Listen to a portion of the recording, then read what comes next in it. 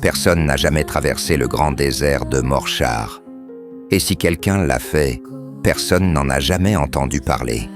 Pour les gens, cet endroit semblait aussi inaccessible que le ciel au-dessus de leur tête.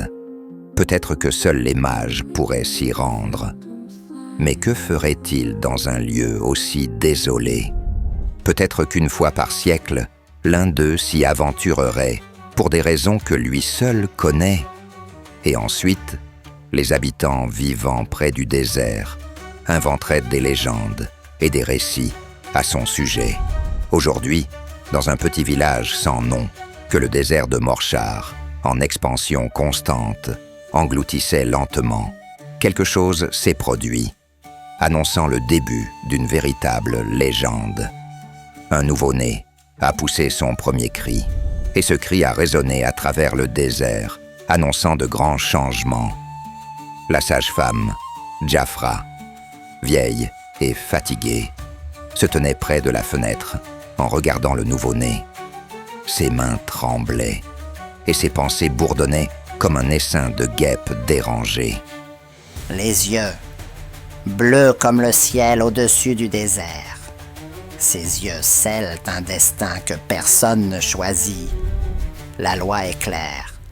Les enfants, aux yeux bleus, appartiennent à l'Albessar. La Légion prendra l'enfant et l'emmènera à Arion. Les parents seront laissés sans espoir. Et moi, qu'est-ce qui m'attend? Pensa-t-elle. Jafra regarda les parents du bébé.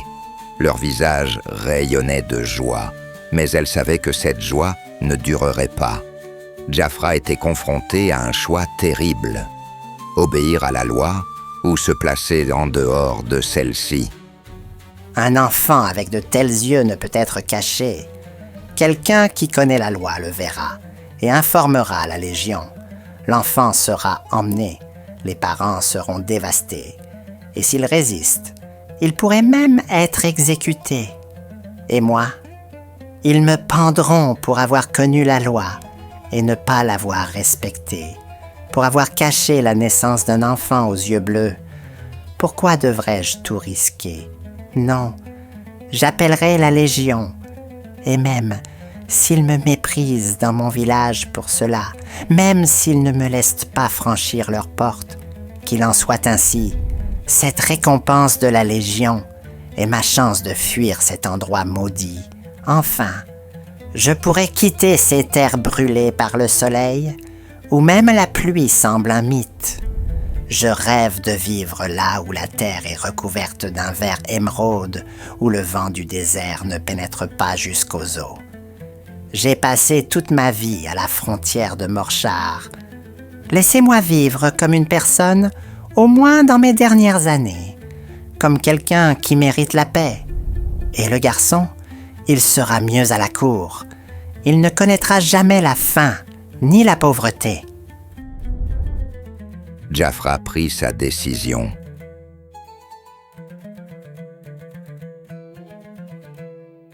Le matin, la femme sortit de la maison avec le bébé dans les bras.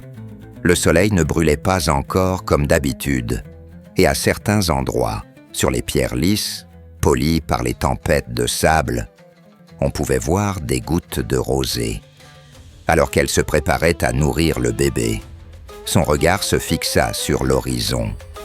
Au loin, un nuage de poussière s'élevait, soulevé par les sabots des chevaux. Le soleil brillait sur les casques noirs des cavaliers, et elle comprit. La Légion approchait. Un mauvais pressentiment envahit la mère. Elle courut dans la maison. « Mon mari, la Légion arrive !» « Reste dans la maison, je vais voir. » Le père sortit dans la cour. Les guerriers de la Légion étaient déjà entrés dans le village, mais ils ne s'étaient pas arrêtés. « On dirait qu'ils viennent directement vers nous. » dit-il, tandis qu'une terreur glaciale traversait son cœur. Les cavaliers s'arrêtèrent devant la maison. Leurs armures étaient noires, leurs visages cachés derrière les visières de leurs casques. Lentement, l'un d'eux parla d'une voix forte et autoritaire. « Au nom de la loi et pour la gloire de l'Albusar Valderan, Nous prenons l'enfant né dans cette maison. Le père ne dit rien. Lentement, il se retourna, alla jusqu'au mur de la maison, prit une vieille faux appuyée contre celui-ci et se tint devant la porte, tenant la faux comme si c'était une arme. Mais le combat n'eut jamais lieu.